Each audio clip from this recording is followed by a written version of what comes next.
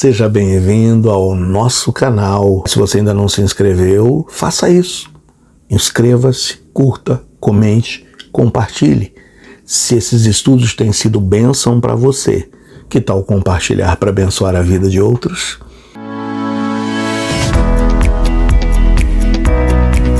Hoje queremos olhar para a oração de Elias, um pedido que vem do fundo do coração de Elias, com vistas à glória de Deus. Essa oração está lá no primeiro livro de Reis, no capítulo 18, especificamente nos versículos 36 e 37. Mas eu gostaria de contar um pouco desse contexto para vocês. Vocês se lembram que Elias profetizou durante o reinado de Acabe, rei de Israel. Acabe que era casado com Jezabel, e a Bíblia resume o reinado de Acabe como um rei que fez o que era mal aos olhos do Senhor.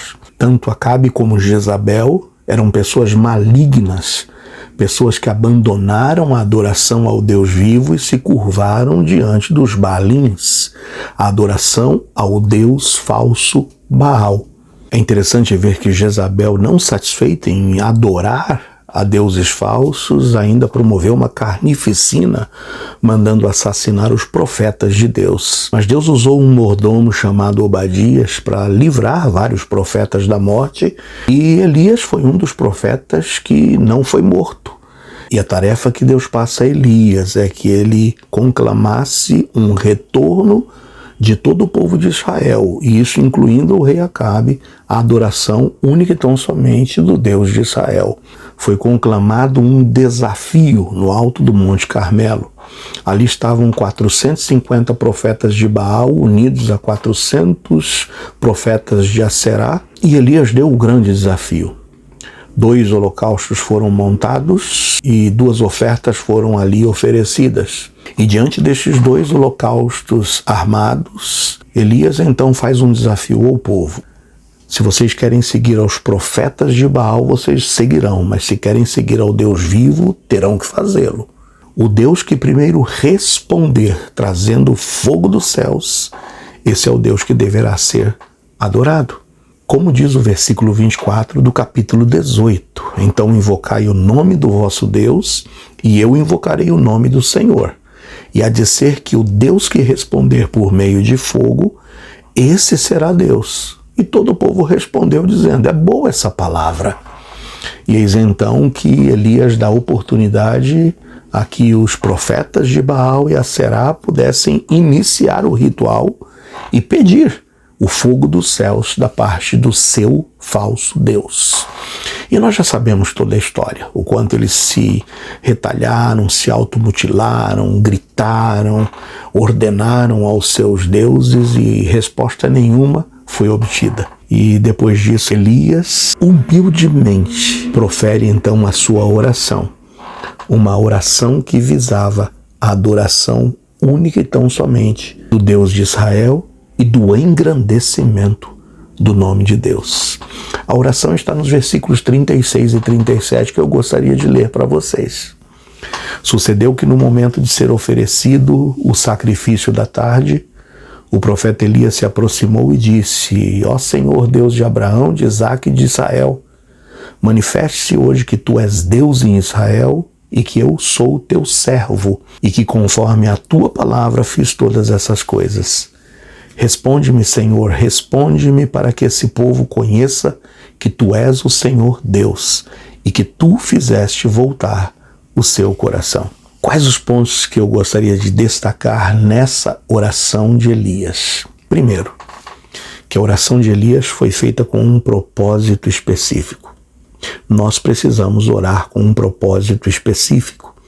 E o propósito de nossas orações sempre deve ser a glória de Deus. O propósito de nos dirigirmos a Deus e pedirmos algo só pode ter um fim, e o fim é a glória de Deus. Elias orou para glorificar a Deus e converter o coração do povo a Ele, com um objetivo claro de restaurar a fé por completo no povo de Israel. Por isso, ore sempre com esse propósito para que o nome de Deus seja exaltado. Veja no versículo 37 mais uma vez, responde-me para que esse povo conheça que tu és o Senhor Deus Esse era o objetivo.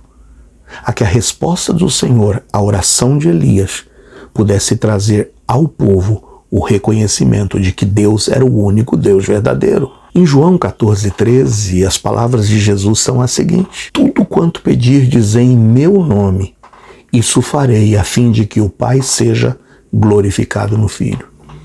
Se há uma razão para que as nossas orações sejam respondidas, a razão e o fim é para que o nome de Deus seja glorificado. Não é por tua capacidade, não é por teus méritos, não é por tua conta bancária, não são por seus bens adquiridos, não é por tua potência física, mas tudo é pelo poder de Deus, em nome de Jesus e para a glória dele. Primeiro grande ponto de aplicação dessa oração para nós é que quando orarmos, temos que orar com esse mesmo propósito, o propósito da glória de Deus. Em segundo lugar, ao orarmos, precisamos, tal como Elias, confiarmos no poder de Deus. Veja que Elias creu que Deus agiria de forma extraordinária, mesmo diante de um desafio que parecia ser impossível. E nós também devemos orar com fé, esperando que Deus faça coisas grandiosas, pois Ele é poderoso para agir. Há uma frase que diz: espere grandes coisas de um Deus que é grande. Versículo 36 diz: manifeste-se hoje que tu és Deus em Israel.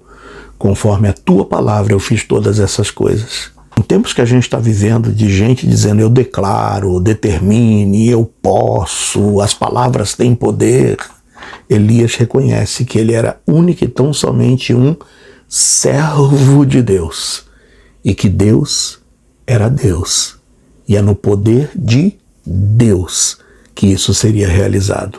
Em Efésios 3:20 diz: ora, aquele que é poderoso para fazer tudo muito mais abundantemente, além daquilo que pedimos ou pensamos, segundo o poder que em nós opera.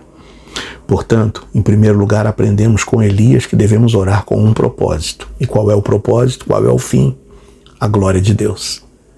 Em segundo lugar, devemos confiar com fé no poder de Deus. E por último, devemos ser diretos na nossa oração.